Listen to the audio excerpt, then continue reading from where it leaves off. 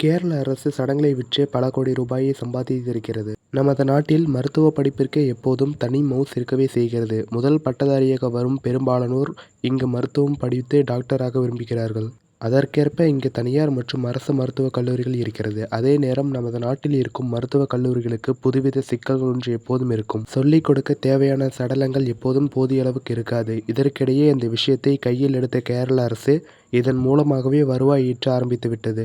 உரிமை கோரப்படாத அல்லது அடையாளம் காணப்படாத சடலங்கள் கேரள அரசுக்கு வருவாய் ஆதாரமாக மாறிவிட்டது. உரிமை கோரப்படாத 1122 உடல்களை தனியார் மருத்துவக் கல்லூரிகளிடம் ஒப்படைத்ததன் மூலம் கடந்த 2008ஆம் ஆண்டு முதல் கேரள அரசு ரூபாய் 3.68 கோடி வருவாய் ஈட்டியுள்ளது. பொதுவாக மருத்துவ மாணவர்கள் கல்வி கற்க சடலங்கள் பயன்படுத்தப்படும்.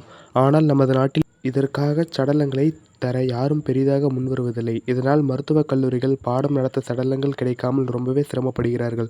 இந்த சூழலில்தான் கேரள அரசு அறிமுகப்படுத்திய இந்த திட்டம் அவர்களுக்கு உதவிகரமாக இருக்கிறது. தனியார் மருத்துவமனைகள் கேரள அரசிடமிருந்தே உடல்களை பெற்றுக் கொள்கிறார்கள். அரசு மருத்துவமனைகளில் இருந்து உரிமை கோரப்படாத இறந்த உடல்களை தனியார் மருத்துவமனைகளுக்கு விற்க அனுமதி அளிக்கும் ஆணையை கேரள அரசு 2008ஆம் ஆண்டு பிறப்பித்தது. அந்த ஆணையின்படியே இப்போது சடலங்கள் அளிக்கப்பட்டு வருகிறது.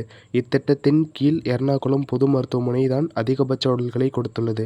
கடந்த 16 ஆண்டுகளில் அந்த ஒரு மருத்துவமனை மட்டும் 599 உடல்களை ஒப்படைத்துள்ளது. ஆனால் நமது நாட்டில் இந்தளவுக்கு யாரும் படிப்பிற்காக சடலங்களை தர முன்வருவதில்லை. இதன் காரணமாகவே கேரள அரசு இந்த புதிய திட்டத்தை கையில் எடுத்தது. இதன் மூலம் தனியார் மருத்துவமனைகளுக்கு தேவையான சடலங்களும் கிடைக்கும். அதேபோல அரசுக்கும் வருவாய் கிடைக்கும்.